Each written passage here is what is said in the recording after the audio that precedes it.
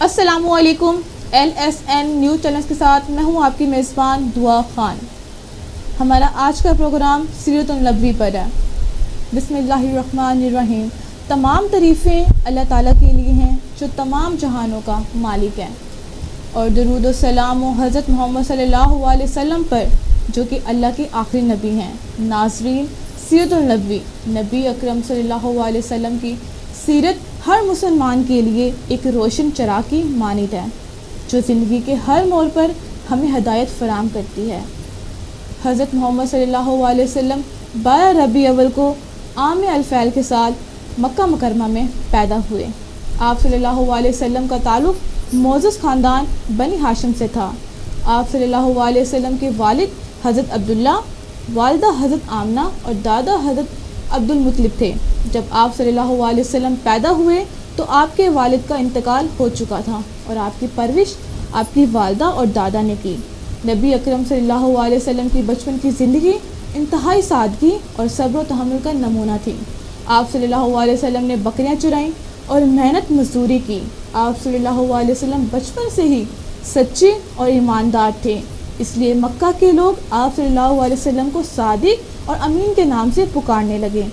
25 سال کی عمر میں آپ صلی اللہ علیہ وسلم کا نکاح حضرت خدیجہ سے ہوا، جو کہ ایک معزز اور دولت مند خاتون تھیں۔ حضرت خدیجہ نے آپ صلی اللہ علیہ وسلم کی سچائی، دیانتداری اور کردار کی پاکیزگی کو دیکھتے ہوئے خود آپ صلی اللہ علیہ وسلم کو نکاح کی پیشکش کی۔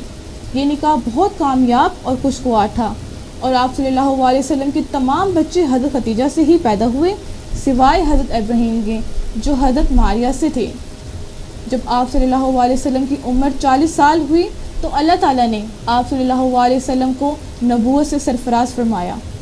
غار حیرہ میں آپ صلی اللہ علیہ وسلم پر پہلی وحی نازل ہوئی، جس کے الفاظ تھے اقرأ بسم ربک الذی خلق۔ اس واقعہ نے آپ صلی اللہ علیہ وسلم کی زندگی کا رخ بدل دیا اور آپ صلی اللہ علیہ وسلم نے اللہ کے دین کی دعوت دینا شروع کی۔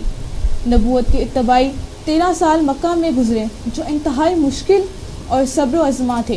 آپ صلی اللہ علیہ وسلم نے مکہ میں اللہ کا پیغام پہنچایا اور لوگوں کو توحید کی دعوت دی اور مسلمانوں کو وقتی طور پر ظلم سے نجات ملے۔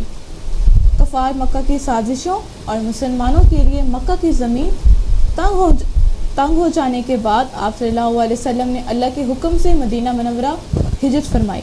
مدینہ کی سرزمین آپ صلی اللہ علیہ وسلم کے لیے اور مسلمانوں کے لیے نئی امید کا مرکز بنی۔ مدینہ میں مسلمانوں نے پہلی اسلامی ریاست کی بنیاد رکھی، جہاں اسلامی اصولوں پر مبنی معاشرہ تشکیل دیا گیا۔ مدینہ پہنچنے کے بعد آپ صلی اللہ علیہ وسلم نے یہودی قبائل اور انصار کے درمیان ایک معاہدہ میثاق مدینہ کیا۔ یہ معاہدہ دنیا کی پہلی تحریری آئین کی حیثیت رکھتا ہے، جس میں مختلف قوموں کے درمیان امن و امان اور بھائی چارے کا نظام قائم کیا گیا۔ مدنی دور میں کئی غزوات پیش آئیں، جن میں غزوہ بدر، غزوہ احد اور غزوہ خندق خاص اہمیت رکھتے ہیں۔ ان غزوات میں آپ صلی اللہ علیہ وسلم کی قیادت اور صحابہ کی قربانیوں نے اسلام کو مضبوط کیا اور کفار کے دلوں میں خوف پیدا کیا۔ غزوہ بدر یہ اسلام کا پہلا بڑا معرکہ تھا جو 2 ہجری میں پیش آیا۔ یہ معرکہ مسلمانوں کی ایمان کی آزمائش اور اللہ کی مدد کا واضح اظہار تھا۔ 313 مسلمان کفار کے 1000 کے لشکر سے ٹکرائے اور اللہ کی مدد سے فتح حاصل کی۔ غزوہ احد 3 ہجری میں پیش آنے والا یہ معرکہ مسلمانوں کے لیے ایک امتحان تھا۔ اتباعی فتح کے بعد کچھ مسلمانوں نے نبی اکرم صلی اللہ علیہ وسلم کے حکم کے برخلاف میدان جنگ چھوڑا، جس کا نتیجہ شکست کی صورت میں نکلا۔ یہ واقعہ مسلمانوں کے لیے ایک سبق آموز تھا کہ اللہ اور اس کے رسول صلی اللہ علیہ وسلم کی اطاعت ہر حالت میں ضروری ہے۔ غزوہ خندق 5 ہجری میں کفار مکہ نے مدینہ پر حملہ کرنے کے لیے بڑے لشکر کے ساتھ چڑھائی کی، لیکن مسلمانوں نے مدینہ کے گرد خندق کھود کر اپنے آپ کو محفوظ کر پناہ لی۔ یہ معرکہ کئی ہفتوں تک جاری رہا، مگر کفار ناکام و نامرد واپس لوٹے۔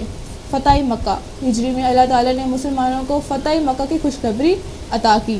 یہ اسلام کی عظیم فتح تھی، جس میں نبی اکرم صلی اللہ علیہ وسلم نے مکہ کو بغیر خون خرابے کے فتح کیا اور کفار کے لیے عام معافی کا اعلان فرمایا۔ اس واقعے نے مکہ میں اسلام کی جڑیں مضبوط کر دی۔